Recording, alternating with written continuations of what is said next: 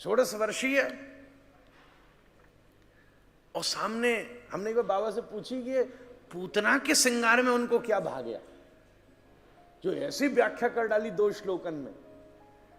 तो बाबा बोले स्वामी जी कि सुखदेव जी के मन में उसका ऋण भाव था ना, क्योंकि अहो बकीयम सुन करके सुखदेव जी के हृदय में उत्तम श्लोक लीलाया गृहीत चेता राजर्षे, उत्तम श्लोक लीलाओं को सुन करके उत्तम उत्तम श्लोकों से जिन प्रभु की स्तुति होती है, ऐसे उत्तम श्लोक प्रभु की लीला सुन करके, इस पूतना वध के प्रसंगों को सुनकर के भी तो श्री सुखदेव प्रभु के हृदय में श्रीमद् भागवत अध्ययन की भावना जागृत हुई।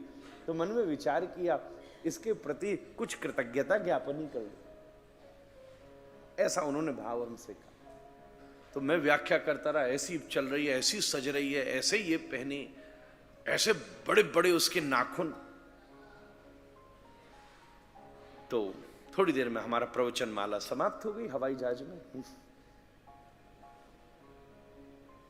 ठीक उसके बगल वाली सीट पर एक माता बैठी थी, और वो माता, हमने ध्यान नहीं दिया होगा, वो ऐसे बैठी थी, सो गई थी। अब थोड़ी देर में उनकी नींद खुली, भोजन सर्व होने लगा, अभी तो कुछ नहीं लिया, तो प्लेट आई सामने, तो खाने लगी। तो हमने हाथ देखे सामने, उसको बड़ी दिक्कत हो रही, ऐसे बड़े बड़े उनके नाखून थे माता, और सतरंगी अलग अलग, मुझे बिल्कुल अच्छे से याद है। तो हम मुड़ मुड़ के, अब गांव का बच्चा ऐसी चीज पहली बार देखे, और अभी प्रसन्न, मुड़ मुड़ के बार बार उसको देखूं ये क्या है। तो बगल में जो हमारे बेटे, खुश तो हो ही गए, हालांकि अब तक उन्होंने कथा कराई नहीं हमारी, पता ना कहां गई, और फ्री फंड में और सुन गए, कराई नहीं अभी तक। हमने रच पच के बड़ी सुनाई, तो बार बार हम देखें यूं करें, तो बड़ी, तो हमसे बोले अरे आप क्या उत्सुकता से देख रहे हैं। तो हमने नहीं कुछ नहीं। तो पास में आके थोड़ी देर में फिर वो सो गई।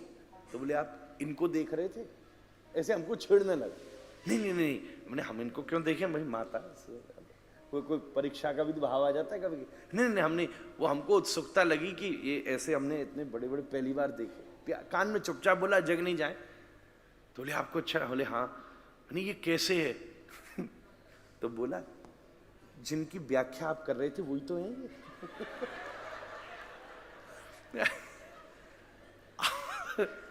ओहो, थोड़ी देर के लिए तो हमने सच में समझ लिया महाराज। मैंने कि वो लगे जजमान, अब छोटी मेरी आयु, जजमान जी ने बुलाया, भागवत जी के अमृतसर में कथा है, और क्या पता भागवत जी करने हम जा रहे हैं, ठाकुर जी हमारे संग जा रहे हैं, और पूतना जी भी संग जा रही है। अब ठाकुर जी उद्धार करेंगे कथा में। पता ना आज कैसे हमको नखों से याद आ गई बात थोड़ा। हमने कि नेक थोड़ी जो चार नींद में बैठे हंस के नींद तो खुल जाएगी हमारे। बढ़िया सुंदर। आप बाल भोग को आपने बाल तो छोड़ा नहीं था, तो इतनी वो अपनी उतंग मारेगा तो नींद आवेगी। कहां वो, कहां? ये शिशुपाल है, आप गोपाल हो महाराज। एक महापुरुष ने बड़ी सुंदर व्याख्या करी। शिशु शब्द का भी अर्थ इंद्रिय होता है, गो शब्द का भी अर्थ इंद्रिय होता है। शिशुपाल गोपाल, तभी तो तुलना भी कर रहे हैं। और भगवान के पार्षद समस्वरूप वाणी है। नारायण भी चतुर्भुज है, जय विजय पार्षद भी चतुर्भुज है, समस्वरूप है। जो जिसके संग रहता भी है उसमें उसका रूप गुण लावण्य अपने आप उतरने भी लगता है। पार्षद में तो वही गुण आने लगता है। क्या सुंदर बात है। आप जाइए, चाहे बलराम जी शेष हैं, लक्ष्मण जी शेष हैं, पर राम जी के जैसे रूप लावण्य सौंदर्य श्याम सुंदर जैसे कम नहीं है, बड़े ही हैं दाऊ हमारे। दोनों शब्द का अर्थ इंद्रिय है। पर बड़ी सुंदर बात कही, शिशुपाल मतलब जैसे किसी मैया का छोटा शिशु है।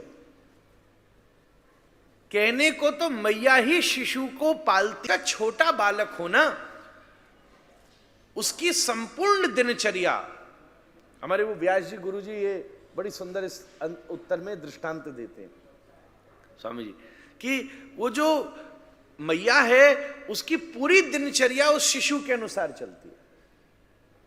कब सोई, बोले जब ये सोएगा। कब खाया, बोले जब ये खाएगा। कब जाएगी, बोले जब ये अवसर देगा। आप ये देखो, जिनके छोटे बालक हैं वो कथा तक बैठने में असुविधा कर लेंगे, अरे क्या करें, और सब उनको बहाना भी दे सकते हैं, कोई बात नहीं, संत भी छोड़ दे, मैं कोई बात नहीं, आपका छोटा बालक है, कोई बात नहीं, नहीं बैठ रहे चलेगा।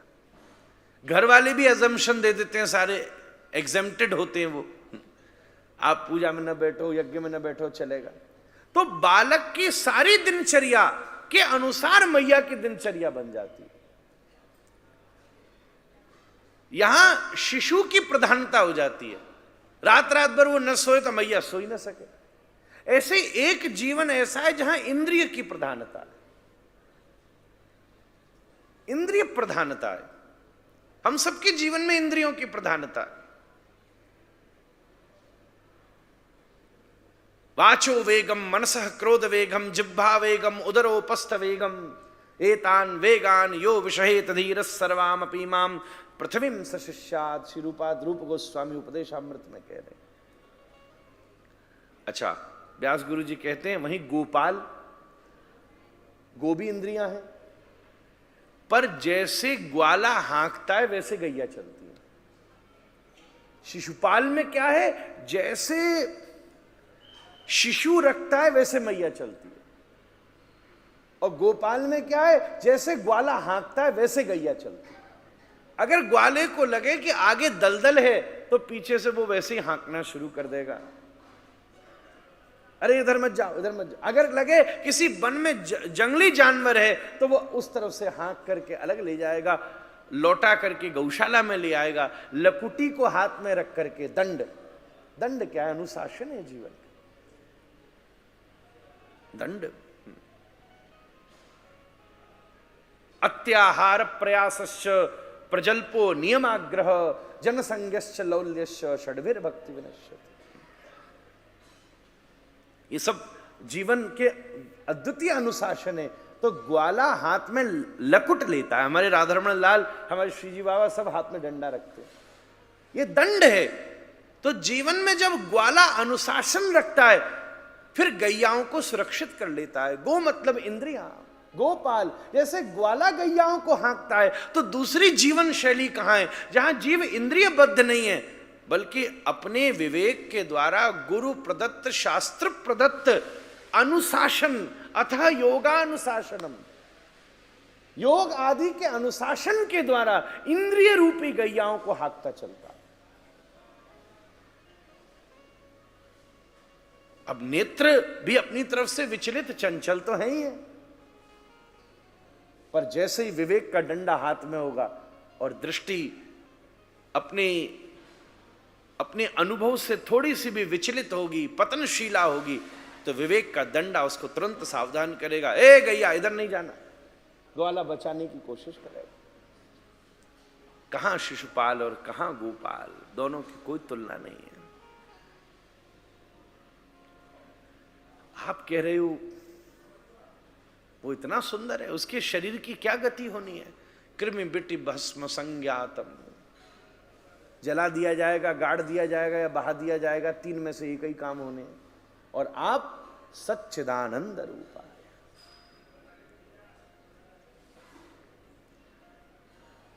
बड़े प्रेम से वर्णन करती श्री रुक्मणी जी भावुक हो गई, फिर से अचेतावस्था आने लगी। श्याम सुंदर ने संभाला, संभली, एकदम बोली, आपने हमसे ऐसा पूछी कैसे लिया? तो बाबा कहते, श्याम सुंदर ने बड़ी विनम्रता से कहा, ना ना ना,